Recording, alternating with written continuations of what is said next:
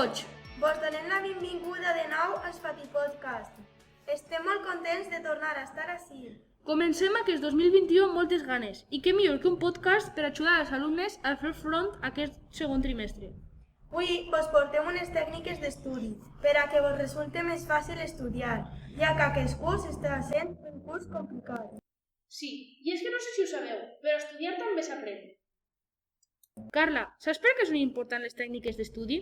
Encara que tinguem ganes d'aprendre coses noves, moltes vegades els textos que hem de memoritzar ens resulten complicats i perdem la motivació.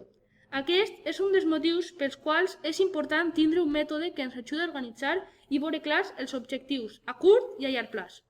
En primer lloc, una de les coses més importants per a retindre els conceptes és la pràctica, és a dir, realitzar exercicis pràctics. I el millor és que amb els que fem a classe ens manem per a casa. Ja tenim la meitat de treball fet. Tens molta raó, Carla. D'altra banda, pel que fa a la teoria, quan tenim parts més teòriques en el tema, el que hem de fer és llegir primer i després, en una segona lectura, fer el subratllat. A més, avui en dia els xiquets poden fer ús de rotulladors xulíssims per a subratllar inclús utilitzant un codi de color. Un codi de color?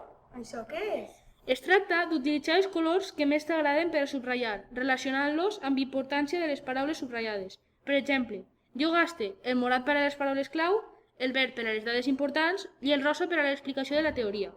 I no et passa que moltes vegades no saps què subratllar? Per això has de fer una lectura a consciència, és a dir, una lectura sense distraccions i entenent el que estàs llegint per distingir què és el més important i què és el que diríem palla. A més, pots fixar-te i allò que el professorat ha assenyalat diverses vegades a classe és on estan les dades més importants.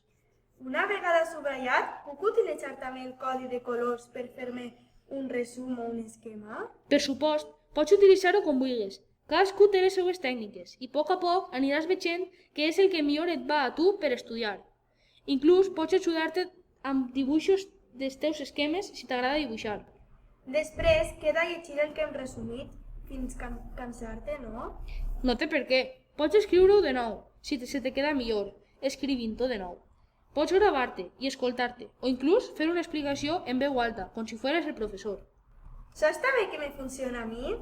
Jo utilitzo l'aplicació Quizlet per a fer-me targetes o preguntes i després puc estudiar des d'allí i és l'aplicació que em llança les preguntes que jo he fet. Ah, sí? Això no ho sabia jo. Què et pensaves? Que eres l'únic que tenia tècniques? A més, simplement creant les targetes per a estudiar ja estic repassant. Doncs pel que veig, hem de quedar més voltes i compartir totes les tècniques d'estudi que sabem per ajudar els nostres companys a crear hàbits d'estudi. Per mi, quan vulguis. Jo de moment vaig emprar-te la idea del codi de colors per a subratllar i resums. I jo vaig a provar a utilitzar l'aplicació Quizlet. Ja et diré com em va. Doncs se m'ha ocorrit una idea.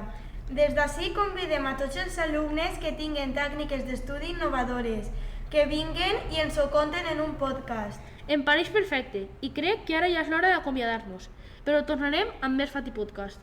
Ens despedim ací, però no us perdeu els pròxims Fati Podcast. Adeu!